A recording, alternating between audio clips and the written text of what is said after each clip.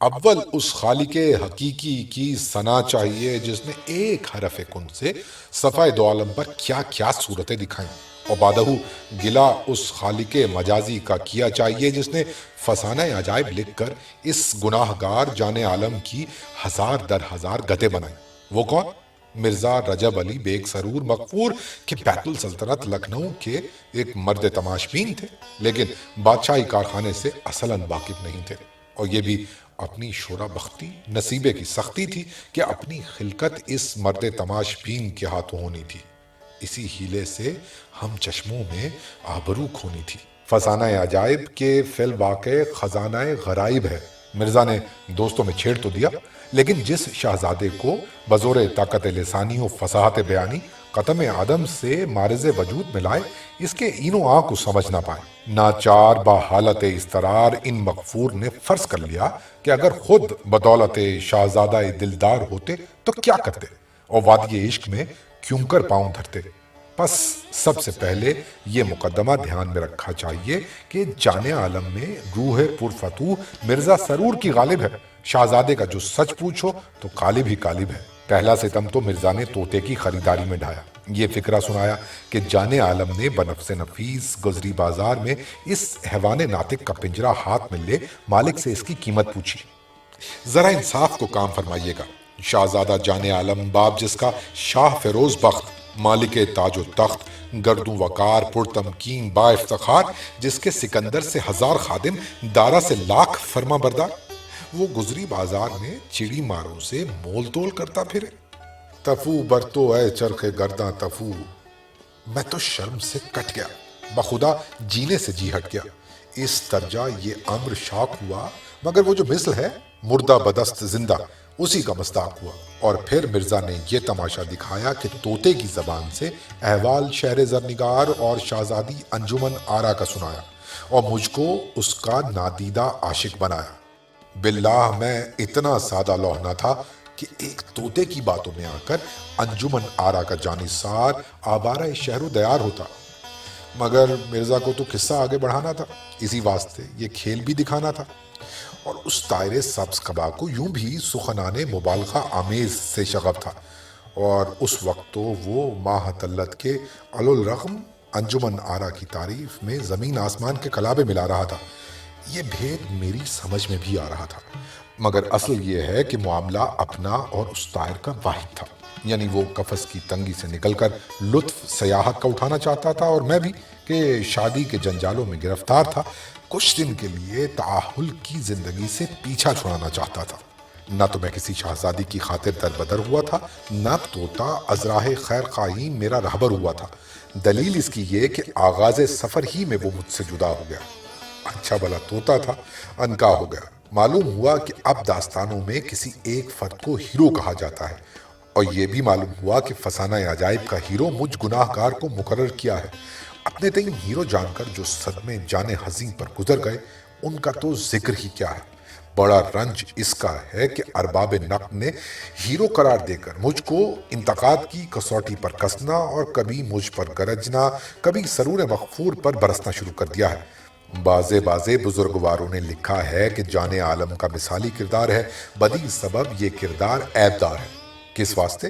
کہ ارباب نقد کی نظر قدورت اثر میں اگر کوئی کردار مبرہ از عیب ہے تو یہ بے عیبی اس کا عیب لاریب ہے۔ اور دو ایک بزرگوار میرے طرفدار بن کر اٹھے اور کہنے لگے کہ جان عالم کا کردار کہاں مثالی ہے، وہ تو جوہر عقل ہی سے خالی ہے، اور بارے ثبوت بھی اٹھا لائے کہ اس نے بے سمجھے بوجھے آپ کو حوض میں گرایا، اور اس نے تو نقش سلیمانی بھی ہاتھ سے گوایا، اور وہ تو وزیر زادہ نابکار کی باتوں میں آیا۔ حرم میں اس کی بے عقلی کی دھوم رہتی ہے۔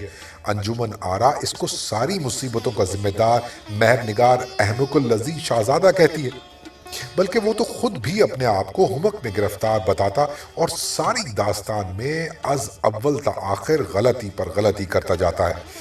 مگر ان کلمات لاتائل سے جو اذیتیں دل صفا منزل کو ہوئیں، وہ اس صدمے کے مقابلے میں ہیچ تھیں کہ اس حماقت معابی کو مجھ حقیر بے تقصیر کی خوبی بتایا گیا ہے، اور ارباب نقد کے نزدیک اس خوبی کی وجہ سے جان عالم کو جیتا جاگتا پایا گیا ہے۔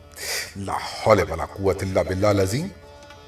بری عقل و دانش بباید گریست۔ جواب ان امور کا تفصیل طلب ہے، یہاں اتنی فرصت کب ہے؟ المختصر کہتا ہوں کہ میں ایک محبوب پری رو کی ترتیب سے حوض مصفہ میں کود پڑا۔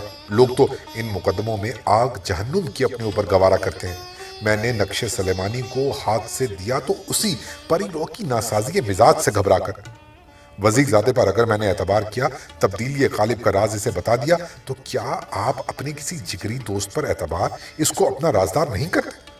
اور اگر انجمن آرا اور مہر نگار مجھ کو کم عقل جانتی ہیں تو اس میں کون سی انوکھی بات ہے؟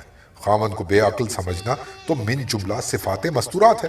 اور ہاں، جو میں نے اپنے تئیں ہمک میں گرفتار کہا وہ ازراہ انکسار تھا۔ اعتراف نادانی نہ کرتا تو کیا ہمدانی کا دم بھرتا؟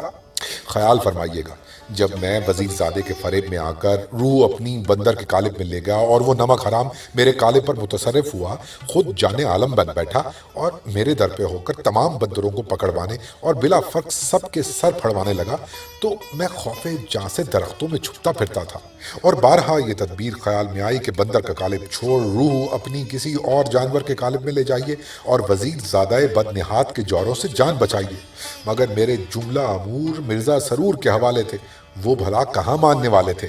انہیں تو میری جان ملکہ مہر نگار کے ہاتھوں بچانی تھی، مجھ سے زیادہ اس کی فراست دکھانی تھی۔ بس جب اس نے مجھے طوطا دکھا کر اس کی گردن مروڑی، تب میں نے بندر کے جسم کی جان چھوڑی، طوطے کے قالب میں سمایا، خواہی نہ خواہی ملکہ کا بار احسان اٹھایا۔ اب اصل قصہ مجھ سے سنیے، اور ناسازی بخت ناسازو کچ بازی فلک حکا باز پر سر دھنیے۔ ہوا یوں کہ مرزا سرور داستان سنانے چلے تھے میری اور انجمن آرا کی۔ جب دیکھا کہ یہ داستان جلد ختم ہو جائے گی اور گروہ سامعین میں شرف قبول نہ پائے گی، بیچ میں ملکہ مہر نگار کو کھینچ لائے۔ وہ عورت بلا کی دماغدار، تیز ترار، آئے تو کہاں جائے؟ میری اس کی پہلی ملاقات ہوئی تو کیا دیکھتا ہوں کہ پری زادوں کی جھرمٹ میں ہوادار پر ایک آفتاب محشر سوار، تاج مرصع سر پر، لباس شاہانہ پرتکلف دربر، نیچے سلیمانی ہاتھ میں، سیماب وشی بات بات میں، بندوق چکماکی دائرے خیال گرانے والی برابر رکھے، شکار کھیلتی سیر کرتی چلی آتی ہے۔ اس پر نظر پڑتے ہی منہ سے نکلا، کیا تنے نازک ہے جاں کو بھی حسد جس تن پہ ہے، کیا بدن کا رنگ ہے تہ جس کی پیرہن پہ ہے۔ مگر جی میں سوچا، مرزا نے غضب کر دیا، کس بر کے جہندہ کو مہمان کیا، میری رسوائی جگ ہسائی کا سامان کیا، کیا جان عالم بیچارہ اور کیا شہزادی انجمن آرا، یہ دم کے دم میں سب پر غالب آ جائے گی، دیکھتے دیکھتے پورے فسانے پر چھا جائے گی، اور پھر کسی سے کچھ بن نہیں آئے گی۔ اور آخر وہی ہوا جس کا ڈر تھا، اور خود مرزا بھی اس کو داستان میں لا کر ایسے مدہوش ہوئے کہ دوسرے افراد قصہ یک بارگی فراموش ہوئے۔ واللہ عالم مجھ روح سیاہ میں اس ملکہ ذی جاہ نے کیا بات پائی کہ صورت دیکھتے ہی متاع صبر و ہوش لٹائی۔ روبرو جس آن ہوئی عاشق پہ ہزار جان ہوئی، عشق اور عقل میں بیر مشہور ہے، مگر اسے دیکھا کہ سراپا عشق اور مجسم شعور ہے۔ میں نہ اس کے مقابلے پر آ سکتا تھا اور نہ اس زبردست سے پیش پا سکتا تھا۔